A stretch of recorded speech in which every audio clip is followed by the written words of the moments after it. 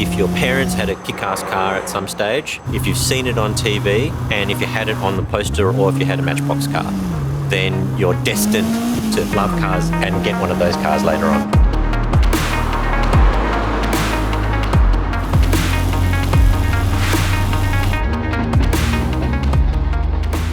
I'm Subha Naidu. I'm a creative director and I have a tech company, and I love digital things for work, but analog things outside of work, including 80s BMWs. The holy grail of E30s is the M3. As far as those poster cars of when I was a kid, that was the one for me. My mum had a BMW, and I used to watch the Bathurst and touring cars when the E30s were racing around.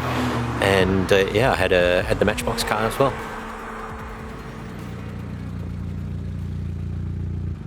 Yeah, definitely have an interest in, kind of beautiful imagery and things like that. I suppose fortunate enough, I guess, to be able to travel with the job. Got to go to America, work in New York.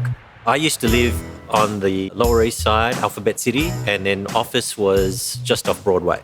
And so every day, just take a different walk through the laneways or through different streets. And then so I would just, every time I saw one, take a snap of it.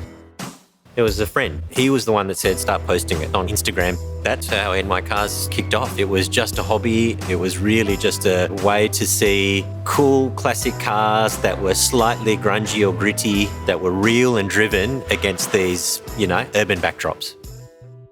As far as a car profile goes and a look, I don't think anything comes close to the E30 M3. First batch that I saw were in classifieds in Australia. Things started going crazy. Everybody started seeking German cars. The collectability also started going through the roof. So I turned attention to Japan, where they have these kind of car auctions, and there was still plenty of stock available there. The one that I've got now, it came about on Christmas Day. Not many people were bidding that day. I also think the colour was not original, so it just fell through the cracks. Shipped it to Australia and then moved it from friend's garage to friend's garage. I was still working in Singapore. The car sat here for a good couple of years before I finally, got reunited with it. It's a 1988 BMW E30 M3. It's a little bit special because it's a Japanese spec model. Has a 2.3 litre naturally aspirated engine, S14, H-pattern manual, 5-speed, ventilated front discs and solid rear discs, slightly bigger wheels than the regular car. The aero is completely different, and actually a lot of the parts are different. Slightly thinner glass. The panels are slightly thinner as well. Make it lighter, make it faster, and then I guess make it a good base of which they can start making a race car. It has the Japanese card reader still wired in, so every time you turn it on, you get a bit of a Japanese blurb. It's also got some weird add-ons in the engine. So it's got like these large wires connected to this hot earthing system. So it's Japan's version of the polarizer. I'm pretty sure it's not doing anything other than draining the battery.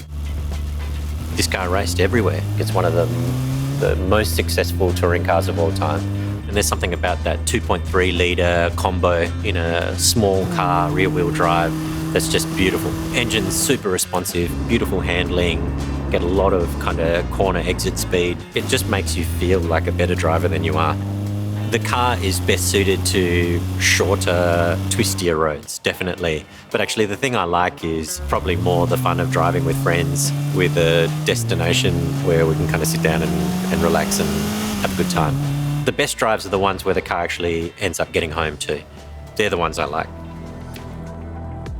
As part of the NYCars thing, it's looking for cars in their environment, and as opposed to all those days when I had to kind of go out and hunt these cars down and find them on the side of the road. Now it feels good to have your own car, park it in a good spot, take the snap, and then off you go.